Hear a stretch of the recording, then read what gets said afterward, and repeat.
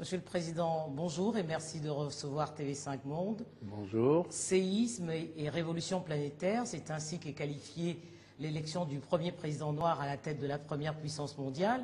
Est-ce que vous partagez ces superlatifs? Mais absolument, c'est une véritable révolution qui est en train de se produire, mais une révolution qui ne surprend pas ceux qui ont observé quand même un certain nombre de signes qui se sont produits aux États-Unis depuis quelque temps. Le parcours de ce 44e président des États-Unis est extraordinaire, car il y a 4 ans, Barack Obama était un parfait inconnu. Le célèbre I Have a Dream du président de Martin Luther King est devenu réalité. Et à l'heure du débat sur l'immigration choisie, est-ce que le modèle d'intégration américain est exportable? Mais ça a toujours été un modèle. J'ai toujours dit le noir aux États-Unis, ça ne surprend personne. On croise des noirs dans la rue. L'Américain blanc n'est pas surpris parce qu'ils sont habitués à vivre avec.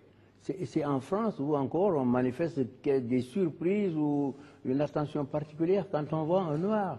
Il y a longtemps que j'ai dit que, il y a une dizaine d'années, j'ai dit à M. Abdou Diouf qui pourrait être témoin au cours d'un conseil des ministres, j'étais son ministre d'État, j'ai dit, Monsieur le Président, le 21e siècle sera un siècle où le racisme va disparaître. La seule distinction qui sera existante entre les hommes, c'est la capacité, l'expertise et la rapidité. Et c'est ce qui est en train de se produire.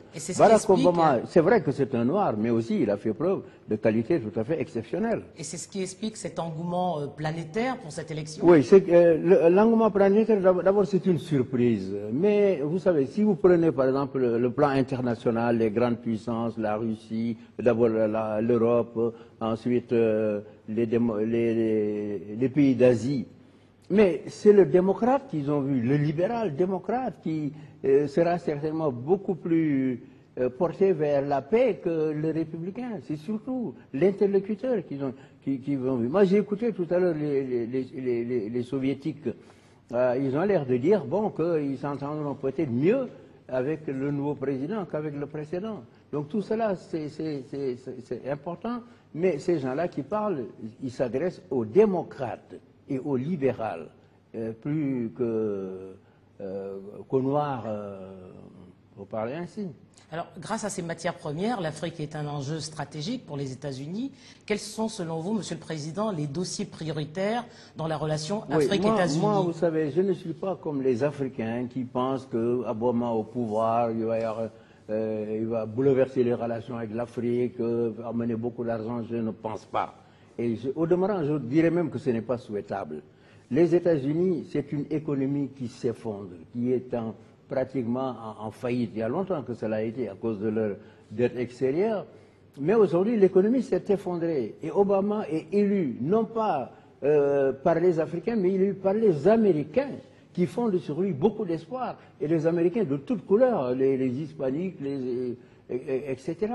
Donc, sa mission, d'abord, c'est de relever les États-Unis de la situation où se trouve ce pays. Moi, j'estime qu'aujourd'hui, nous, Africains, il ne faudrait rien lui demander.